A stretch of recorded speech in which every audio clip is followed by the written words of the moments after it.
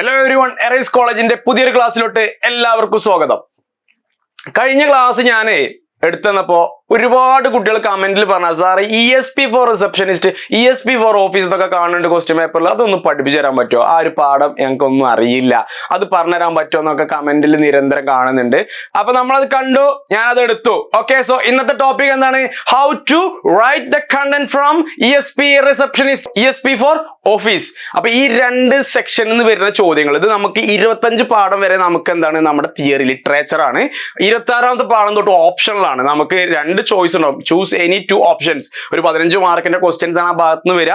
അതിൽ നമുക്ക് ഓപ്ഷൻസ് ഉണ്ടാവും, അല്ലെങ്കിൽ ആദ്യത്തെ 5 ക്വസ്റ്റ്യൻസ് ചെയ്താൽ അല്ലെങ്കിൽ അടുത്ത 5 ക്വസ്റ്റ്യൻസ് ചെയ്താൽ നിങ്ങൾക്ക് ഏതാണ് കംഫർട്ടബിൾ തോന്നുന്നത് വെച്ചാൽ അത് എഴുതിയാൽ മതി. ഇപ്പോൾ ഇതാണെങ്കിൽ ഈ സെക്ഷൻ ആണെങ്കിൽ ഇത് എഴുതുക, അതല്ല ഈ സെക്ഷൻ ആണെങ്കിൽ അത് എഴുതാൻ പറ്റും.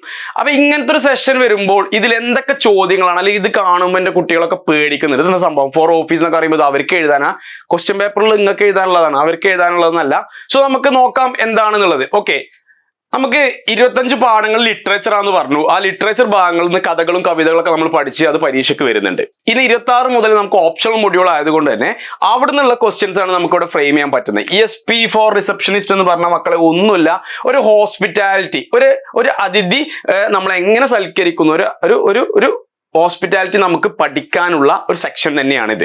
ഒരു ഉദാഹരണം പറയുകയാണെന്നുണ്ടെങ്കിൽ, ഇപ്പോൾ നമ്മളൊരു ഓഫീസിലോട്ട് കയറി ചെല്ലുമ്പോൾ അവിടെ റിസപ്ഷനിസ്റ്റ് ഉണ്ടാവും. Hi sir, how may I help you, ഞാൻ എങ്ങനെ നിങ്ങളെ സഹായിക്കണമെന്ന് ചോദിക്കും. അപ്പൊ നമ്മൾ പറയും I need to talk with this person that person എന്നൊക്കെ പറയും. Okay sir, just please wait, I will make a call എന്നൊക്കെ പറഞ്ഞുകൊണ്ട് അവരെന്ത് ചെയ്യും, നമ്മളങ്ങനെ ഹാപ്പി ആക്കും അല്ലേ? അത് നിങ്ങൾ എല്ലായിടത്തും കണ്ടിട്ടുണ്ടാവും. നേരെ മറിച്ച് നമ്മൾ ഒരിടത്ത് പോകുമ്പോൾ എന്തേ അവിടെ ഇരുന്നോ, ഞാനിത് ശരിയാക്കി തരാം, വിളിക്കാം, അങ്ങനെ പറഞ്ഞാൽ നമുക്ക് എന്തില്ല, പൊളൈറ്റ്നെസ് ഇല്ല. അപ്പൊ അവിടെ എന്തിരുന്നില്ല, ഹോസ്പിറ്റാലിറ്റി വരുന്നില്ല. അപ്പൊ അത് ഒരു റിസപ്ഷനിസ്റ്റ് എങ്ങനെ ആവണം, അവരെത്രത്തോളം പൊളൈറ്റ് ആവണം, അവരെങ്ങനെയാണ് ഒരു കസ്റ്റമറിനെ ഡീൽ ചെയ്യേണ്ടത് എന്നുള്ളത് പഠിക്കുന്ന ഒരു വിഭാഗം തന്നെയാണ് ഈ റിസപ്ഷനിസ്റ്റിൽ നമുക്ക് വരുന്നത്. സോ റിസപ്ഷനിസ്റ്റിന്റെ റെസ്പോൺസിബിലിറ്റീസ് എന്തൊക്കെയാണെന്നുള്ളത്. അപ്പൊ അവര് ചോദ്യങ്ങൾ ഫ്രെയിം ചെയ്യുമ്പോൾ എന്തായിരിക്കും എന്നറിയോ?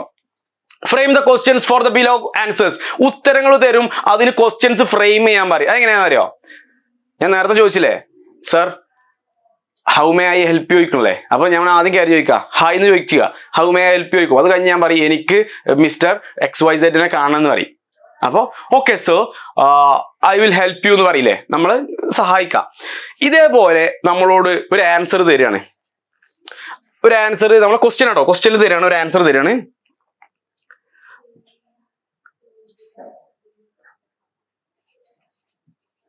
The meeting will held tomorrow. നാളെ മീറ്റിംഗ് നടക്കും at 4 PM. നാളെ 4 മണിക്ക് മീറ്റിംഗ് നടക്കും എന്നാണ് നമുക്ക് ക്വസ്റ്റ്യൻ നിൽക്കുന്നത്. അപ്പോൾ ഇതാണ് നമ്മുടെ ചോദ്യം. Frame the questions for the below statement. താഴെ തന്ന സ്റ്റേറ്റ്മെന്റ്സിന് ക്വസ്റ്റ്യൻസ് ഫ്രെയിം ചെയ്യുക. അതാണ് റിസപ്ഷനിസ്റ്റിൽ വരുന്ന ടോപ്പിക്കിൽ ഒരു ഇമ്പോർട്ടന്റ് ആയിട്ടുള്ള ക്വസ്റ്റ്യൻ. സോ ഇവിടെ അതൊരു ഉത്തരമാണ്. The meeting will held tomorrow at 4 PM. അപ്പൊ ഇതിനൊരു ക്വസ്റ്റ്യൻ ഫ്രെയിം ചെയ്യാൻ പറഞ്ഞാൽ നമ്മൾ ചോദിക്കണം when will the meeting held, when will be the meeting എന്ന് ചോദിക്കുമ്പോൾ അതാണ് ഇതിന്റെ ഉത്തരം. ഉത്തരം എന്താ? When will be the meeting. അപ്പൊ അതിന് കിട്ടും 1 മാർക്ക്. മനസ്സിലായോ? സിമ്പിൾ ആണ്, കോംപ്ലിക്കേറ്റ് ആക്കരുത്. ഓക്കെ, അടുത്തൊരു ക്വസ്റ്റ്യൻ ചോദിക്കാണ്, please come and meet me next year. എന്നെ അടുത്ത വർഷം വന്ന് കാണൂ. സോ നമ്മൾ അതിന്റെ ചോദ്യമാണ് നമുക്ക് ഉണ്ടാക്കണം. എന്താ പറയാ? When I need to meet you. When will I need to come here? അപ്പൊ നമ്മൾ ചോദ്യം അങ്ങോട്ട് ചോദിക്കുമ്പോൾ അതിന്റെ ഉത്തരമല്ലേ ഇത് പറഞ്ഞു തരുന്നത്? ഉത്തരം ഇവിടെ തന്നിട്ടുണ്ട്, ചോദ്യങ്ങളാണ് നമ്മൾ ഉണ്ടാക്കേണ്ടത്. So frame the questions. അപ്പൊ ഈ ESP ഫോർ റിസപ്ഷനിസ്റ്റിൽ വരുന്ന ഒരു പ്രധാന ഭാഗം എന്താ? ക്വസ്റ്റ്യൻസ് ഫ്രെയിം ചെയ്യാനാ. പിന്നെ നമുക്ക് അടുത്തൊരു ക്വസ്റ്റ്യൻ നോക്കാം. ഇപ്പോ ചിലപ്പോൾ പറയും ഒരു റിസപ്ഷനിസ്റ്റ് കയ്യിൽ കരുതേണ്ട, അദ്ദേഹത്തിന്റെ റിസപ്ഷൻ ഡെസ്കിൽ കരുതേണ്ട പ്രധാനപ്പെട്ട രേഖകൾ, നെസസറി ഡോക്യുമെന്റ്സ് എന്തൊക്കെയാണെന്ന് ചോദിക്കും. നമുക്ക് പണ്ട് കാലങ്ങളിലൊക്കെ ടെലിഫോൺ ഉള്ളപ്പോൾ ടെലിഫോൺ ഡയറക്ടറി കണ്ടിട്ടില്ലേ? അതിന് നമ്പർ ഉണ്ടാവും, ഓരോ ഓഫീസുകളുടെയും വീട്ടിലൊക്കെ നമ്പറുകൾ അതിലുണ്ടാവും. ഓരോ വർഷം ആ ഡയറക്ടറി അപ്ഡേറ്റ് ആവും. സോ നമ്മൾ അത് വെക്കും. പക്ഷെ ഇപ്പൊ നമുക്ക് വാട്സപ്പും ഫേസ്ബുക്കും ഒക്കെ എല്ലാം അപ്ഡേറ്റഡ് ആയതുകൊണ്ട് അന്ന് നമ്മൾ ടെലിഫോൺ ഡയറക്ടറി വെച്ചിട്ടുണ്ടെങ്കിൽ ഇന്ന് നമുക്ക് വാട്സപ്പ് വെച്ചാൽ മതി കേട്ടോ. പക്ഷെ ഇപ്പോഴും ക്വസ്റ്റ്യൻ പേപ്പർ വരുന്നത് ആ മേഖലയിൽ നിന്ന് ആയതുകൊണ്ട് തന്നെ നമുക്ക് പറയാം ഒരു ടെലിഫോൺ നമ്പേഴ്സ് ഒക്കെ ഉള്ള ഒരു ഡയറക്ടറി, ഒരു ലോഗ് ബുക്ക്, അതല്ലെങ്കിൽ നമുക്ക് നിയർ ബൈ ബസ്സുകളൊക്കെ പോകുന്ന സമയം ഒരു ചാർട്ട്, അതല്ലെങ്കിൽ റെയിൽവേ ടൈം ടേബിൾ, റെയിൽവേയിലെ ഏതൊക്കെ ട്രെയിനുകളെ പോകുന്ന ടൈം ടേബിൾ, അടുത്തുള്ള ഹോട്ടലുകളുടെ നമ്പർ, അതുപോലെ നമുക്ക് അടുത്തുള്ള ഒരു ടൂറിസ്റ്റ് പ്ലേസുകൾ, ഇതൊക്കെ നമുക്ക് ഒരു റിസപ്ഷനിസ്റ്റ് കയ്യിൽ വെക്കണം. കാരണം നമുക്ക് വരുന്ന കസ്റ്റമർ എന്താ ചോദിക്കാൻ നമുക്ക് പറയാൻ പറ്റില്ല. സോ അവർക്ക് കംഫോർട്ട് ചെയ്യാൻ, അവരെ ഹോസ്പിറ്റാലിറ്റി അവർക്ക് കൊടുക്കാൻ വേണ്ടിയിട്ട് നമുക്ക് എന്ത് ചെയ്യാം, ഈ പറഞ്ഞ കാര്യങ്ങളൊക്കെ കയ്യിൽ കരുതാം. So what will be the important documents A receptionist should take അല്ലെങ്കിൽ ഷുഡ് കീപ്പ് അപ്പ് എന്ന് പറഞ്ഞാൽ നമുക്ക് എന്താ പറയാ ഈ പറഞ്ഞ കാര്യങ്ങളൊക്കെ അതിൽ കൊടുക്കാൻ പറ്റും. സോ അതൊരു ക്വസ്റ്റ്യൻ ആയിട്ട് നമ്മൾ കണ്ടിട്ടുണ്ട്. പിന്നെ നമുക്ക് കാണാൻ പറ്റുന്ന ഒരു കോൺവെർസേഷൻ ആണ്.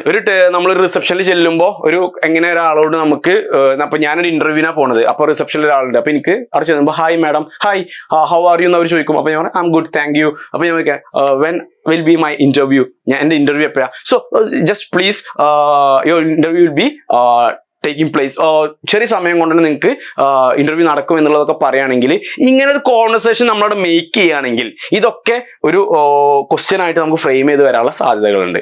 അപ്പൊ മക്കളെ, ഈ ക്വസ്റ്റ്യൻ പേപ്പറിൽ ESP ഫോർ റിസപ്ഷനിസ്റ്റ് കാണുമ്പോൾ നിങ്ങൾ എന്തിനാ പേടിക്കേണ്ട ആവശ്യം? ഒരു പേടിയുടെ ആവശ്യമില്ല. അത് നമുക്ക് അവിടെ നിന്ന് ഫ്രെയിം ചെയ്യാൻ പറ്റുന്നതാണ്, വളരെ ഈസി ആയിട്ട് വരുന്നതാണ്. ഇനി ESP ഫോർ ഓഫീസിലോട്ട് നിങ്ങൾ വരികയാണെങ്കിൽ അവിടെയും ഇതേ സംഭവം തന്നെ. ഇപ്പോൾ ഓഫീസിൽ നമുക്ക് വരികയാണെന്നുണ്ടെങ്കിൽ അവർ ചോദിക്കുന്നുണ്ടാവും വെച്ചാൽ write a job application letter. ജോബിന് നിങ്ങൾ അപ്ലൈ ചെയ്യുന്നതിന്റെ ഒരു ലെറ്റർ എഴുതാൻ പറയുമ്പോൾ അതിനൊരു ഫോർമാറ്റ് ഞാൻ പറഞ്ഞില്ലേ, സോ ആ ഫോർമാറ്റ് വെച്ച് നിങ്ങൾക്ക് അത് എഴുതാൻ പറ്റും. അങ്ങനെയുള്ള കണ്ടന്റുകളാണ് ഈ ഭാഗത്ത് നിന്ന് വരിക.